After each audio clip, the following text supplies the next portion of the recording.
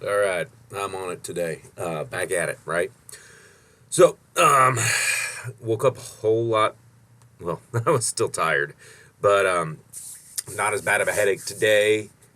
Still very sore and worn out, but um, I only did my stretching push-ups this morning when I got up instead of my normal whole routine. But that's simply because I was just flat beat. Yes, I'm going to fix the ceiling. Um, but beyond that, had a little bit better mindset this morning. Again, woke up repeating my mantra in my head. I'm good at phone calls, man. I'm good at it, and you know what? I'm starting to believe it. And it takes a little while to get that ingrained and get that moving in your head, and make sure that it's in there and it's locked. That's the problem. Is it's so easy to get stuff in our head, but then when one of those angry birds pops in, you're just like, it short circuits it and it kicks out your mind. You know what you want to program in. It kicks the mindset out that you want to put in there, and it puts in its own. So have to keep pounding that in my skull and working on that, and that's what the whole thing is with oh, I got a call coming in. I don't know who this is. No idea. I'll let it go to voicemail. No big deal. Because it's not from this area. It looks like a Florida registry. So yeah, whatever. But I'm in the Midwest. But come on, stop it. Sorry for the interruption on that one. But it's one of those things where it just keeps getting stuck in your head, and you have to continuously fight those mindsets and those ideas out. And the best way that I've found to do it, and this is my ongoing experiment, my ongoing process. And the idea came to my head this morning, and it was another one of those little birdies that you have to fight off. But it's not a bad one, right? You think you're going to win? You think you're going to succeed? What's the end process of this? What is the what's the end picture, the goal of this look like? Okay, what's it going to look like when you actually succeed? Well, the success is being able to walk up to the phone, pick it up, and start just pounding out phone calls. Actually looking forward to phone calls. Okay, but here's the thing: I wouldn't have started this. Well, right now it's the third day, 3 days. I wouldn't have started this 3 day idea or experiment unless I thought that I was going to reach that point where, one, I was going to be in a whole lot better shape, and two, I was actually going to cure my call reluctance, and not only cure it, but destroy it, devastate it, get it to the point where I'm actually either don't mind making calls or actually enjoy making the calls. Okay, so that's the whole goal, and that's why I tell myself all the time, I'm good at making calls, because actually I am. I've been told this all the time, and they've recorded me making calls, recorded me making role plays, and recorded me doing this, and they're like, "Dang, man, you're pretty good at this. You come up with some stuff. You got some good ideas, good head on your shoulders. You got a good voice. You're expressive in what you do and what you say, and you can convey your thoughts and ideas." But it just all breaks down whenever you pick up the technology and start trying to dial. All right? So I am actually very good at this. But the brain and the emotion say that I'm not. So that makes it hard. That's why I'm on this process right now and taking you along with me for the ride of any time that I do get one of those angry birds landing in my head, or trying to interrupt my mindset, or trying to interrupt the flow of my thought process, to get up and move, to get up and do some push-ups, to get up and do some jumping jacks, to get up and do some squats, to get the blood flowing, make the adrenaline move, get the endorphins moving, and that however you want to say it, it kicks out the angry birds. It gets those thoughts out of my head, and keeps those birds from landing in and building a nest in my head, okay, in my brain pattern. So it helps. It helps with the procedures. It helps with the flow of the day, okay, and plus, that is one of the worst things that salespeople do.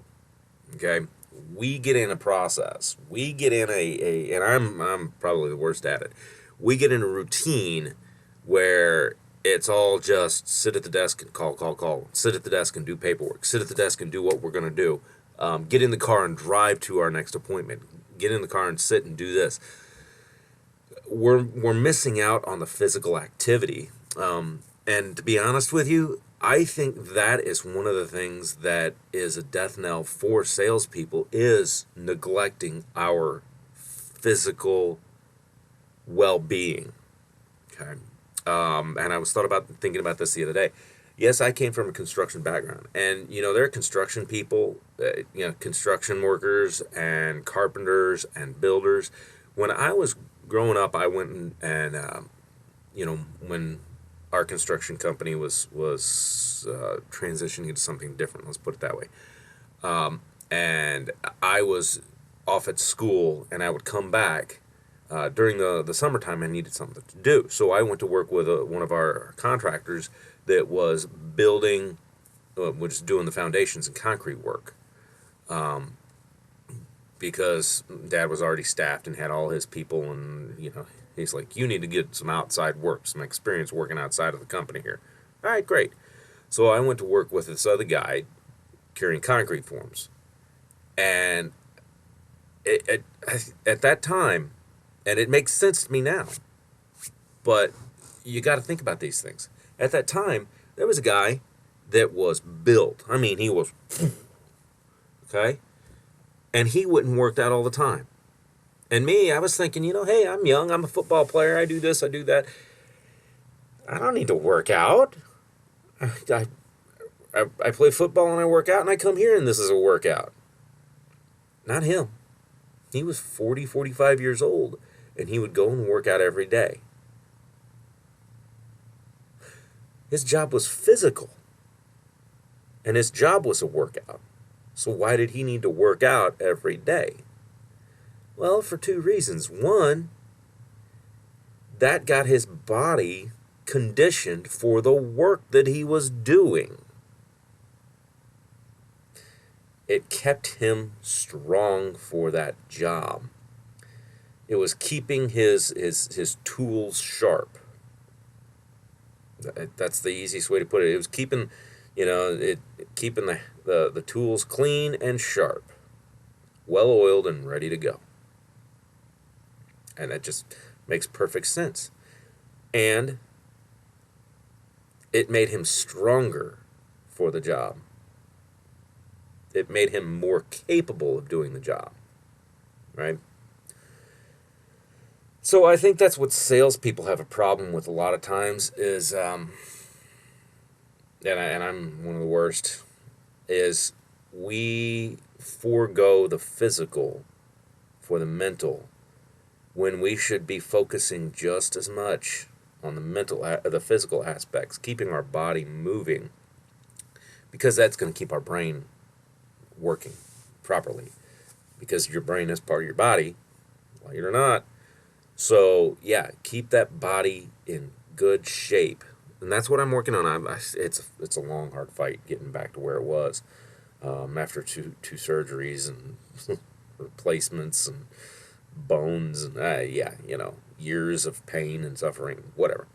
Moving on. So that is my thought for the day.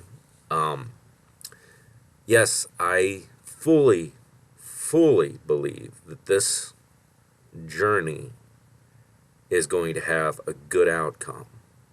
I fully believe that this experiment is going to, if not make the process enjoyable, but make the process at least tolerable. If I'm not at the end of the day excited to do the calls, I will be able to do them do the calls, much like a carpenter swings a hammer. Not something you look forward to, but you know you do it, right? And then that's one takeaway. The other takeaway is, yeah, come on, salespeople, get your body in shape. Get your body strong and capable, and then your brain will follow, or it will precede it. But you can't have one without the other. Your brain is part of your body, and if your body is not going to be healthy, then your brain's not going to be healthy either. You know, there'll come a day when that body fails and the brain's going to go down too. So you get that body, and if you're doing great right now, get the body in great shape too, and that means your brain's going to do so much better. Right? So I got a little bit of a late start this morning. I got a call from my sister, and she's got another entrepreneurial thing she's doing. Pretty good stuff. So I'm looking forward to the future now a little bit more than I was yesterday. Yesterday was just ouch. So it's going to be a good day today, even though it's a little bit shorter than what I wanted it to be. Oh, and the reason I had a slow day the other day, I went and got that $4,000 coffee maker. I know what's wrong with it now. It's like a $6 capacitor. I guess when you're making that much money and you're giving stuff away that you don't want to work on or get repaired, it's just more of a hassle. You turn the switch on, you don't know what it is. You get some old redneck like me that comes and picks it up and is like, yeah, I can fix that for $6, man. $4,000 machine. I just threw that one in as a bonus. All right. God bless. Y'all have a great day.